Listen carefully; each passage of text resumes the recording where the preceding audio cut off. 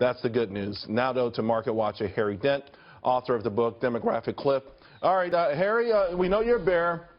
2016, I couldn't think of a better debut for any of the bears out there. Has it followed the script, though, that you thought it would sort of follow?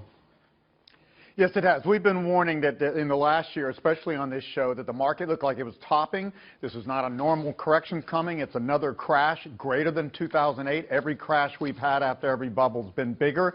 We've been looking for the small caps to greatly underperform, and they're doing that in spades now. That's the classic sign of a major top. The market's done very poorly in January and December, which are almost always the best months of the year. That's another sign of weakness, but we've most been warning people, watch oil.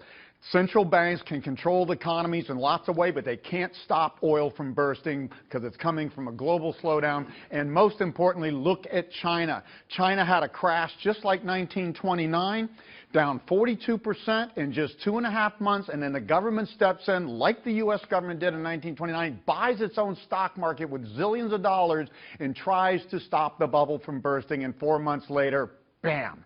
We're getting very close to that point. So China's following the same thing happened in 1929. I think within the next month or so, you're going to see China crash stronger, and the whole world's going to follow. It's just going to be a trigger. Okay. But that's all we need in a world that now is $57 trillion more in debt than it was in 2007. What's the course? All we need is a trigger like the subprime crisis. Okay, you started off talking about bubbles. What's the course of action? And what did you do in 2006? You got people prepared back then. What do they do now if they follow you and believe that this is it? The crash is finally here.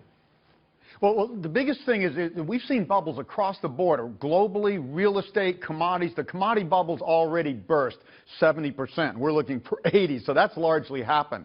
But you get out of all financial assets. You sell real estate that's not strategic to your life or business. You get out of stocks. Now, some people can short the market. That's much more tricky. I'd rather people sleep at night.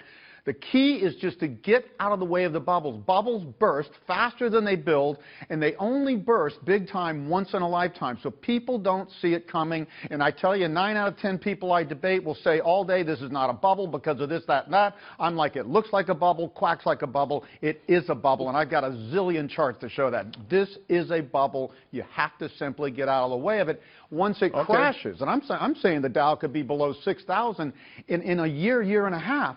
Once it crashes, then you have incredible investment opportunities. Harry Dent, all right, thanks a lot. We appreciate it. Thank you very much. All right, I want to get back.